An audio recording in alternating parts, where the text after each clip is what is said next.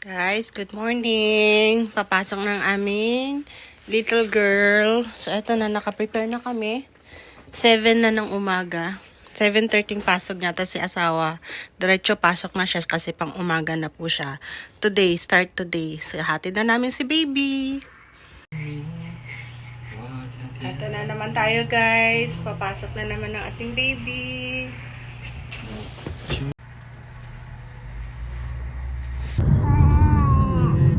On the way na po tayo, guys. Hahatid na natin si baby.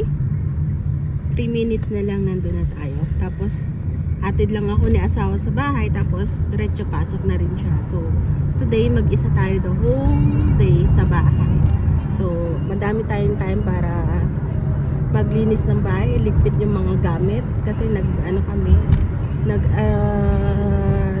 kami ng gamit. So, ang daming kalat sa bahay. So, may time ako the whole day para maglinis.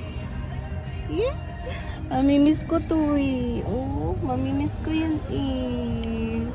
Mag-isa lang si mama sa bahay. Walang kasama. Kalungkot naman yung mama. Uy! Dito na tayo, guys. Nasa elevator na tayo.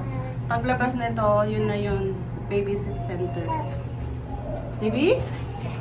See you later, 5 p.m.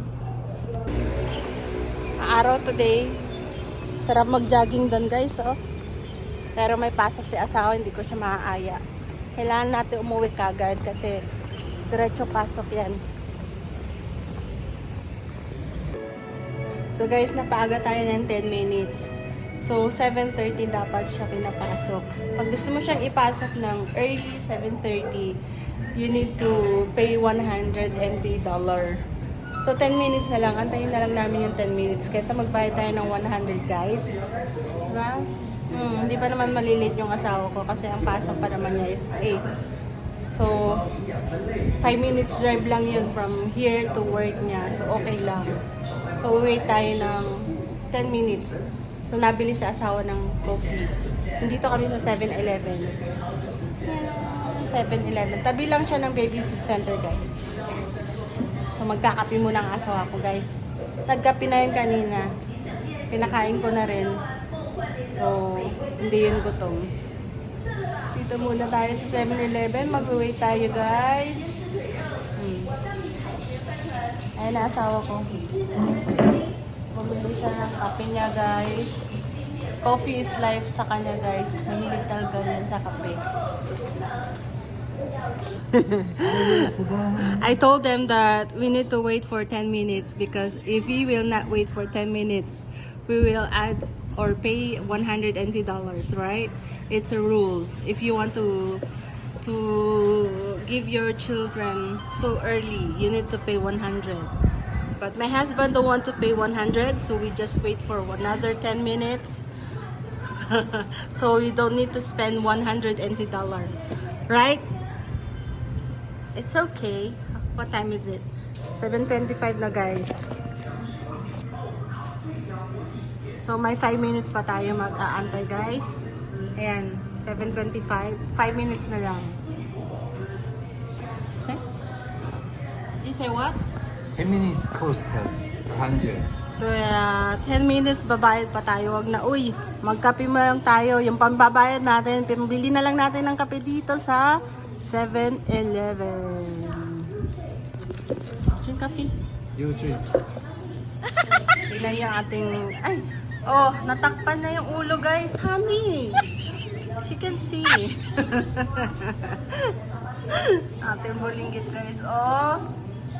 Aga-agang nagising yan, guys. Alas 6 ginising na namin yan.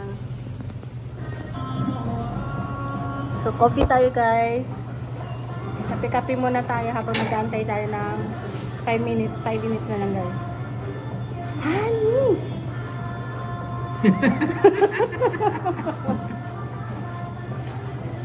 Bumahing si baby, lumabas lahat yung sipon niya.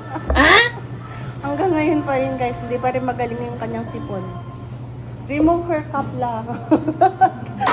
Tignan nyo naman, guys, hindi na siya makakita. Oh, remove lang. Tanggalin mo na yan.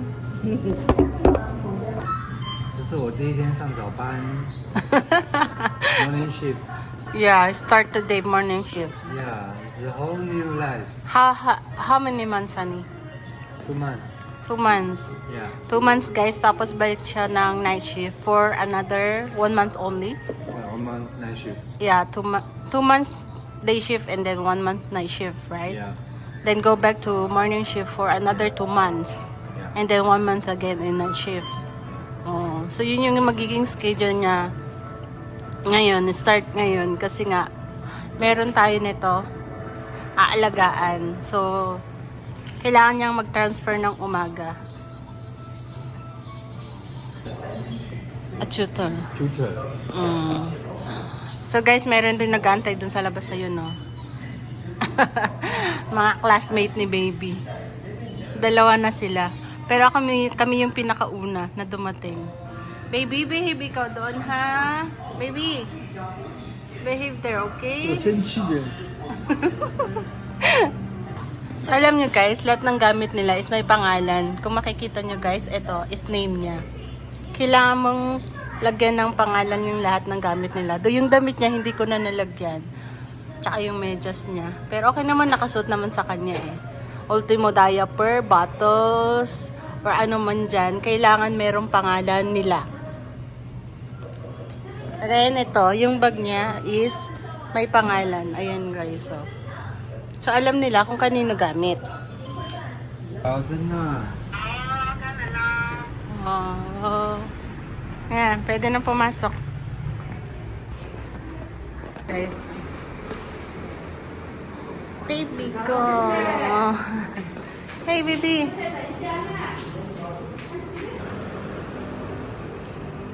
Hi, Pape. Behave na siya, guys. 我给你算钱，先给你算钱，好不好？为什么？因为 when I leave company, you should prepare. 10 minutes na lang guys, mag-8 na. Malilate na to. So yan guys, nandito na tayo sa bahay. Pumasok na si asawa, si baby, nasa babysit center. So mag-isa na lang tayo dito sa bahay.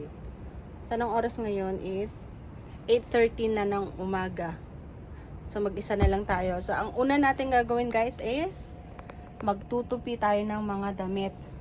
So, ang dami nating tutupiin today. Ang dami nating gagawin. Yung mga kalat dito, magbabawas tayo, magdi-declutter tayo ng mga damit, gamit, etc. At least nakapagbawas na tayo kahapon, na ipamigay natin yung iba kay ate.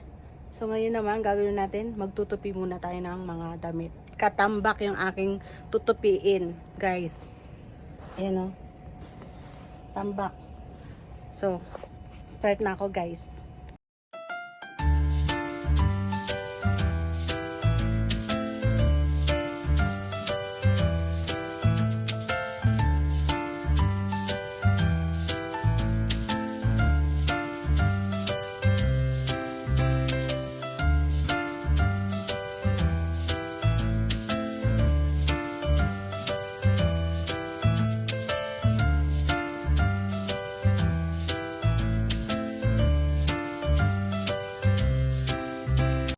So, ayan guys. Tapos na tayo magtupi ng ating damit. Ito kay baby. Ito yung mga jogger pants natin. Ito yung sa damit ng anak ko. Tapos ito, ipapamigay natin to. Nag-declutter din tayo ng damit. Ito yung kay asawa. Ito sa akin, yung mga jackets ko. Yan. Mga jackets ko, yung mga yan. So, aayusin natin yan. Lalagay natin yan dito. Ito yung aming cabinet na binili guys. Ayan. So, ilalagay natin yan dyan. So, mayroon pang space dyan sa baba. So, pisa natin ulit guys. Ayusin na natin to. So, ayan guys. Grabe yung ating sipag today. Nailabas natin lahat. Ino-organize natin siya isa-isa. Ayan. Nagsama-sama natin by brand. Kagaya niyan, no, guys. I'm proud of myself, guys. Ito, puro Fila, Adidas lahat yan, guys. To Nike. Tapos, ito, assorted brand na tong mga to. Man, assorted na yan. Tapos, meron pa dun sa baba, guys. I'm so proud. Ang linis tignan. So, hindi pa tayo tapos. Marami pa tayong lilinisin, aayusin, itutupi, i-organize.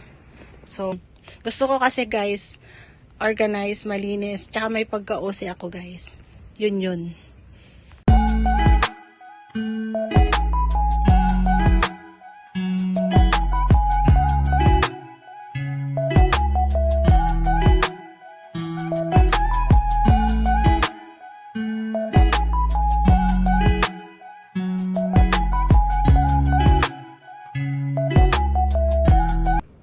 Tingnan nyo guys ang ating effort for today. Wow. Tapos na natin siya yung first cabinet. Ayan. Tapos na siya guys. Tapos ito yung sa baba. Oh, diba? Nagka-oras tayo magtupi at mag-ayos. So, okay na siya guys. Doon naman tayo sa second. Sa asawa ko naman doon. Tapos ako yun dito. Alam nyo ba guys, napaka-proud ko sa sarili ko kasi natapos ko nang ayusin ang ating cabinet. So, organized na siya guys. Ayan guys. Sobrang linis tignan. Gusto ko kasi ganyan guys, malinis. Tapos vibrant siya. Tapos sa kabila naman, tapos na rin natin yung sa kabila. Ayan. Tada! Ang linis, diba? Oh, tapos dito pa sa baba. Ganun din sa baba. Malinis na siya, guys. So, maayos na siyang tignan. Hindi na ako mahihirapang maghanap ng aking isusuot. Sa akin lahat yan, guys. Yung kay asawa, doon sa cabinet na yon. So, nasakop natin lahat itong cabinet na to na binili natin. Dalawa. Tapos, meron din pa sa taas. So, yan. Nagpalit din ako ng bedsheet. So, yan yung cabinet ni asawa. Meron pa tayong dalawa din eh. Tapos, meron pa tayo ditong dalawa. Sa dalawa. Tapos, meron pa tayo sa taas na 3 cabinet. So, ganun kadami ang ating damit. So guys, after natin magtupi ng ating mga damit, sinunod natin gawin is nilubhan natin yung ating carpet. Sayang naman kasi kung itatapon natin yan, kasi pwede pa naman siya magamit. Lalubhan lang natin. So nakigamit tayo ng space sa labas, parang smoking area, tapos dyan na lang din natin siya sinampay. Dito na ang ating asawa guys. So susundin na natin si baby Jana. Guys, nasundo na natin yung ating bulinggit. ito. Ito, ang ating bulinggit. So, nasanay na siya guys. Ayan. Ang sarap sanang mag-jogging lang guys. Kailangan na natin bumalik sa car agad. So, uwi na rin tayo agad guys.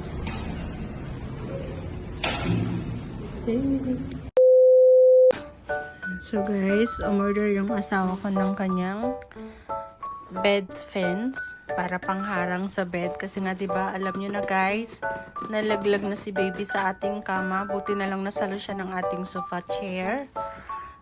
Lumusot siya doon sa gitna. So safe siya, hindi naman siya nasaktan that time. So yan, double check natin kung ano yung itsura niyan. Is it soft? Yeah, it's small only. So, ayan guys, nakita nyo naman, tulog ng ating baby after natin siyang sunduin from babysit center. 6 p.m. pa lang, tulog na po siya hanggang 6 a.m. na po ng umaga. Nagising lang siya ng 2 a.m. para magdede, pero after no, natulog ulit siya.